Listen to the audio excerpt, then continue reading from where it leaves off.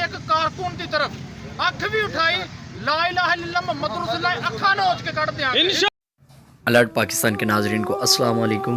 लब्बैक लब्बैक लब्बैक या रसूलुल्लाह। नाजरीन, हम सब को पता है कि ये दीन इस्लाम के बहुत बड़े चोर हैं और ये डाकू हैं जिन्होंने नामूस रिसालत पर डाका मारा। और इन्होंने कल जो सियालकोट में डस्के में हादसा हुआ, पीटीआई वालों ने बहुत ही जुल्म किया तहरीक लब्बैक या रसूलुल्लाह के कारकुनों पर। काफ़ी शदीद ज़ख्मी हुए हैं लोग और काफ़ी फायरिंग भी इन्होंने की है। तो ये हुकूमत सारी की सारी चोर है। ये देख रहे हैं, जिस तरह आप पिक में देख रहे हैं नाजरीन, ये हमारी हुकूमत सिर्फ़ और सिर्फ अपने बारे में सोचती है। ये क्यों बेचारे लोगों को नुकसान पहुंचा रहे हैं।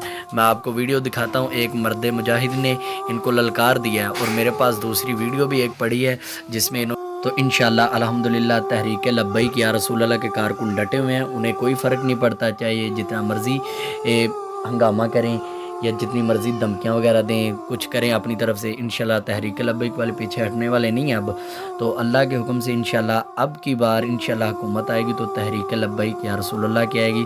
ये सब चोर डाकू इंशाल्लाह एक लाइन में लगे होंगे। तो जो जो इस बात से मुतफिक है वो कमेंट में अपनी राय का इजहार ज़रूर करें और चैनल को सब्सक्राइब कर दें और वीडियो को लाइक करें। तो मैं आपको वीडियो दिखाता हूँ उस मर्द मुजाहिद की जिन्होंने इसको ललकार दिया। उनके साथ बदतमीजी की और हमारे मरकजी ऑफिस के बाहर आके फायरिंग करते रहे। अरे पुत्रो, बच्चे लगते हो, जेड़ी जोर आजमाई तुसी करना चाहते हो, जिथे दिल करे आके पंजे च पंजा पा के पुत्र कर ले हो। लेकिन मैं अपना पैगाम देना जा रहा दे रहा, खबरदार किसी ने तहरीक लब्बैक पाकिस्तान के किसी एक कारकुन की तरफ अख भी उठाई, ला इलाहा इल्लल्लाह मुहम्मद रसूलुल्लाह अखा नोच के कट देंगे इंशाअल्लाह। किसी ने उंगली उठाई तो उंगली वट के रख देंगे। गल याद रखियो इंशाअल्लाह। असी पूरा मना ते पूरा रहना चाहते तो सानू पूरा रहन दवो इंशाअल्लाह। एहो जियां कुत्तियां बिल्लियां दियां हरकतां असी तुहाडे नालों डबल करके शेरां वालियां करके दसांगे इंशाअल्लाह इंशाअल्लाह।